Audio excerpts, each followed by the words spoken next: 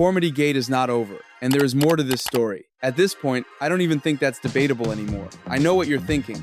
How? Hold on, bro. How?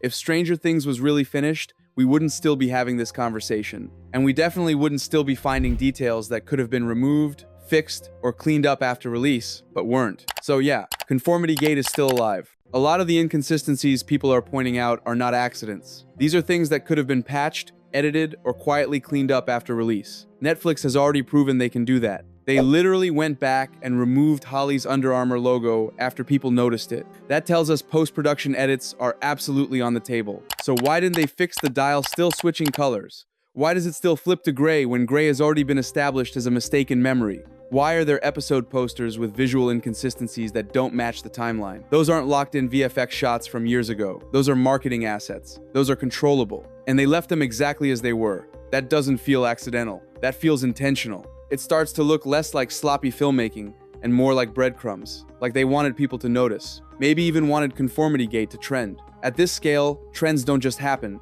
Someone always benefits. And that brings us to the bigger question. Why is the marketing still going this hard if the story is really over? The Duffer Brothers kept using one phrase over and over leading up to the finale. Dark Christmas. But what we got wasn't dark. It was emotional. Sure, it was heartfelt. It wrapped things up nicely. But dark? Not really. Nobody truly major dies. Max wakes up. Lucas gets his happy moment. Will comes out and is accepted. Steve survives again. Hopper gets his future. That's not Dark Christmas. That's comfort food. And that disconnect matters. Because Stranger Things has always delivered on its promises before. When they said something bad was coming, something bad actually happened. Season 1 took Will. Season 3 took Hopper, at least at the time. Season 4 took Max, even if she didn't fully die. Season 5 backs away at the last second. It almost feels like we watched an ending designed to feel safe, like something meant to calm everyone down. And I don't care if anyone believes me. Something, yes, that looks cozy, but there's just something off about it, and that can feel very nightmarish in its own way. And I will tell you this, having watched the final version of the final episode of the final season of Stranger Things, about, you know, in terms of the finale and for people to watch the finales. How many episodes? I remember they had... I don't know if I'm allowed to say. Is it at least 10? People were mad about the last episode of Game of Thrones, and this is the thing that kind of retcons that. We go back. Exactly. We go back and we rewrite history.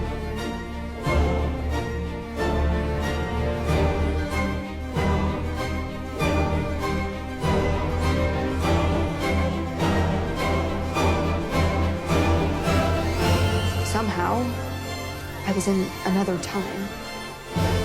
And when you combine that with how easy the final battle was, it starts feeling off. An 18-story monster, an entire hive mind, an otherworldly god villain, and nobody walks away injured, no limbs lost, no irreversible damage, no real cost. That's not how Stranger Things usually plays it. And that's why people didn't just wake up one day and invent Conformity Gate. This theory didn't come from nowhere. It came from that gut feeling that something didn't add up, that the ending we saw wasn't wrong, just incomplete. The final battle wasn't just underwhelming, it was suspiciously clean. About the whole conformity, episode 9. How are you feeling? What is it about this theory? How do you react to all this fan speculation? I just heard about used this. to it?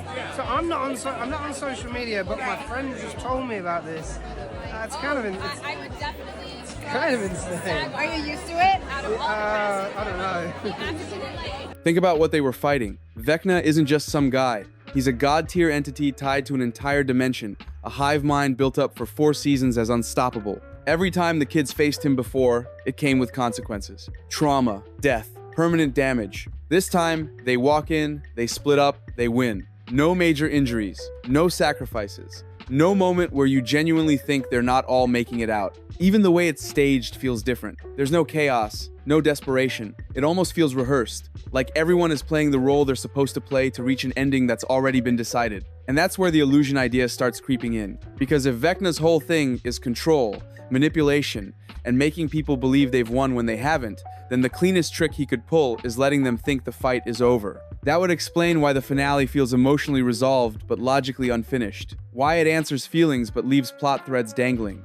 Why so many things are almost right, but slightly off. It doesn't feel like a war was won. It feels like a curtain was lowered. And if this really is a trance, a constructed reality, or a manipulated memory, then the lack of consequences isn't a flaw, it's the point. Vecna doesn't need to kill them yet, he just needs them to stop fighting. Conformity Gate. It is the chat of the week. I don't really read loads online, but I've seen it, but explain it to me. Fans are, I guess, like looking at all of the tiny details in the finale and looking at the hidden messaging, and they've decided that that episode wasn't the only finale and that there's one more on its way.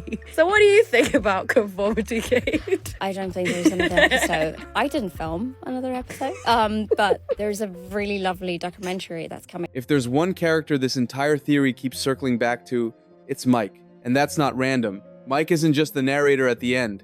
He's the storyteller, the dungeon master, the one person whose role across the series has been about shaping meaning, explaining chaos, and turning fear into something understandable. So when the finale ends with Mike literally telling a story, that matters. What's strange is how different he feels in that epilogue. He's calm, too calm. He's not questioning anything. He's not pushing back. He accepts the ending as if it's already settled, even though everything we've seen before tells us Mike never stops asking questions when something feels wrong. Then there are the visual parallels. The posture, the hair, the framing. The way he's positioned mirrors Henry Creel more than it mirrors early season Mike. That's not subtle, that's intentional. If Vecna needed one mind to anchor an illusion, Mike makes terrifying sense. He's emotionally vulnerable. He's deeply tied to Eleven. And most importantly, he's the one who can convince everyone else that the story makes sense. That would explain why some characters feel off, but no one reacts to it. Why inconsistencies exist, but are brushed aside. If Mike believes this is how things end, the rest of the group follows his lead,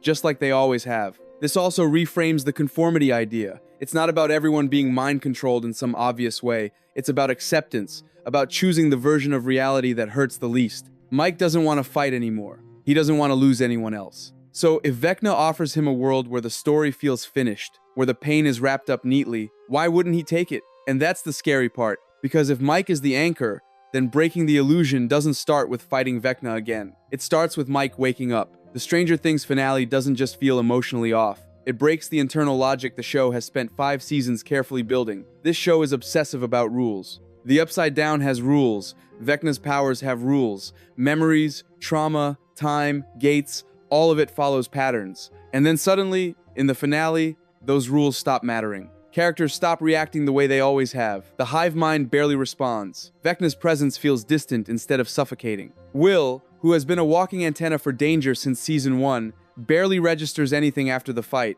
That alone should set off alarms. In earlier seasons, Will could sense Vecna from miles away. His neck would burn, his body would lock up, his voice would change. But here, after supposedly defeating Vecna once and for all, Will just moves on. That's not growth, that's inconsistency. Same with Mike.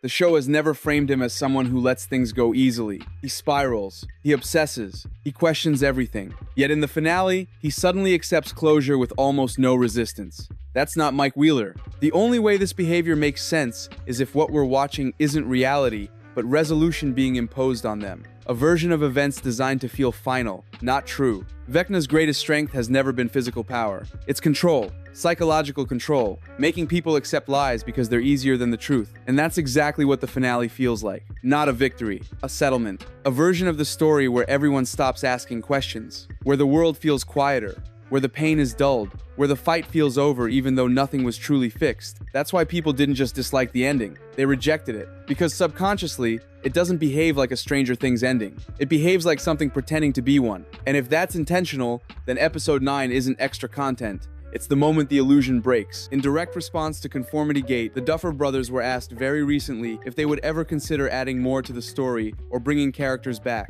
and their answer was simple but loaded. Never say never. That alone doesn't confirm anything, but it does reopen the door, especially when this question is being asked right as Conformity Gate is dominating the conversation. Timing matters here, and this wasn't some old quote being recycled. This was published yesterday. Fresh, relevant. They followed it up by joking that in 20 years, if they're broke and need money, Stranger Things is their safety net. And I don't know about you, but that didn't sit right with me either. Not because it's impossible, but because it frames returning to this world as a cash grab instead of a creative pull. Not about unfinished ideas, not about characters they've lived with for 10 years, not about fans asking genuine questions. Just money, and that's weird. This isn't a small indie project. Stranger Things is one of the most successful shows of all time. If they wanted money, there are easier ways than reopening a story this massive. Which makes you wonder, is that line deflection? Is it sarcasm? Or is it a way to dodge a conversation they're not ready to have yet? Because if the story was truly airtight and complete,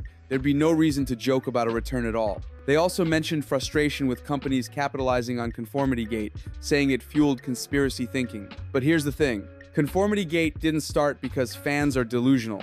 It started because the show left behind inconsistencies, visual contradictions, story beats that didn't fully land. People didn't invent that out of boredom. They reacted to what was on screen.